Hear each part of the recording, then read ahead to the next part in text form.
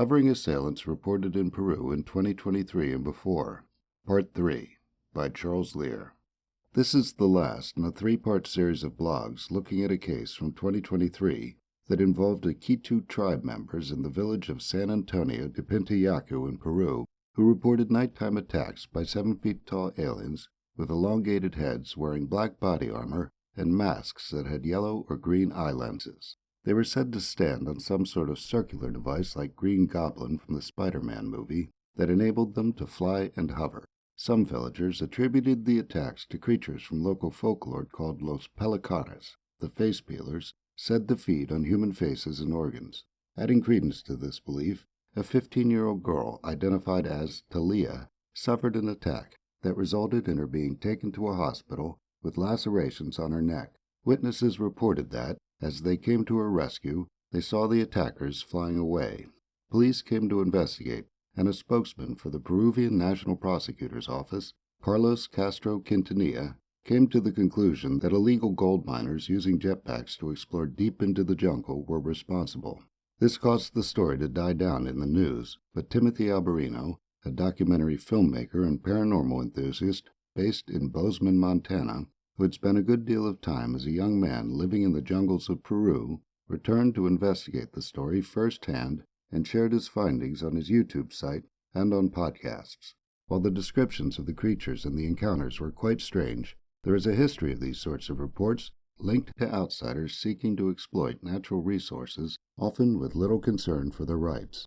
Stories like the ones that came out of San Antonio have come from indigenous people living in the Amazon River region since the 1500s, and an article published in 2011 in Volume 16, Number 1 of the Journal of Latin American and Caribbean Anthropology looks at the history of such stories and the cultural pressures that gave rise to them. The article is titled Bundles, Stampers, and Flying Gringos, Native Perceptions of Capitalist Violence in Peruvian Amazonia, and was written by Fernando Santos Granero and Frederica Barclay. The abstract is as follows. This article examines a set of stories told among the Awajan, Wampis, and Ashaninka of eastern Peru, which feature a diversity of white supernatural beings that wander about their communities to steal their vital force or introduce harmful substances into their bodies. These stories constitute a response to the capitalist violence experienced at present by these people as a result of hardline government policies promoting private investment and the frenzied activities of extractive corporations eager to profit from the region's natural resources.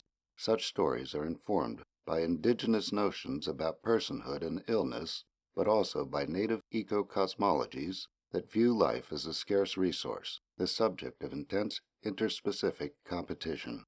What distinguishes this from past junctures of predation by white people is that on this occasion, native Amazonians feel that the government and its allies have set out to exterminate them once and for all. The article begins with a description of the June 5, 2000 Bagua massacre, after the Peruvian government ordered the removal of Awajan and Wampis protesters who were blocking a road near the town of Bagua. The ensuing confrontation resulted in the deaths of 33 people, including 9 policemen out of 38 who were taken as hostages. The episode is described as a critical point in the struggle of native Amazonian peoples against multiple aggressions by the government of President Alan Garcia. The authors argue that the fears of the Awajan, Wampis, and Ashaninka are expressed in the appearance of a number of stories about the activities of several supernatural beings with white physiognomies who wander about native communities equipped with strange contraptions that make them invulnerable and allow them to spy on and attack, more or less covertly, its members. The authors put the stories in the context of the cosmology shared by the three groups. According to them, the people in the region believe that all living creatures began as human and lived in harmony until, due to the fallibility of the creator gods or the humans, some humans were transformed into the various living extant forms, and that all have retained a human-shaped soul. Along with this, they believe that the life force is scarce and that all living things live in fierce competition to acquire it. All things being human in origin, hunters show a respect for their prey that, results in an ethic of self-regulation that ensures a balance among the species despite the practice of generalized predation. According to the authors, the stories about supernatural white beings that mark bodies, stampers, introduce foreign substances, and extract vital substances from their victims stem from this belief system. The authors bring up stories about pishtacos, throat cutters, and pelicares that circulated in the 1980s during a period of aggressive colonization, deforestation, and road-building projects promoted by Presidents Fernando Belaunde, 1980 to 1985, and Alan Garcia, 1985 to 1990. According to the authors, Pishtaco stories were chronicled as far back as 1571 by Cristobal de Molina. Under the heading Indigenous Perceptions of Capitalist Violence, some of the stories of seemingly supernatural beings coming into villages to commit acts of violence are examined. They present this email sent on January 6, 2009 by Edinson Espirito, an Ashaninka from the Peruvian River, to the members of the AMA Bilingual Intercultural Network, a nonprofit organization devoted to improving the quality of life of Andean Amazonian communities. Dear friends, brothers, colleagues, comrades, allies, and public in general, yesterday an Ashaninka sister declared to us that in Ashaninka territory, Selva Central, people, gringos, have appeared dressed in trousers, shirts, shoes, helmets, and iron wings. The wings help them to travel from one place to another. We believe they operate with some sort of fuel. No bullets can enter their clothing.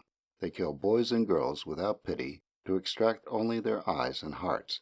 Up until now, they have already disappeared several Ashaninka boys and girls. For this reason, we alert all men and women who are not yet aware of this to remain vigilant.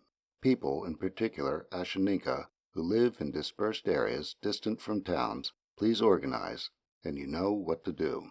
The authors present a report from the January 31st, 2009 La Voz Municipal, a monthly bulletin in Awajan Wampas territory. We were informed of spine-chilling events, such as the presence of gringos that appeared. 7 community members told us how these beings were. They said that a being descended from space inside a glass sphere, and that it reflected multicolored lights. They had made several shots from a distance of 3 meters, but the pellets would not penetrate the bundle. We stayed one night to capture the image of the supposed gringo. We wandered about almost all night long, but with no results.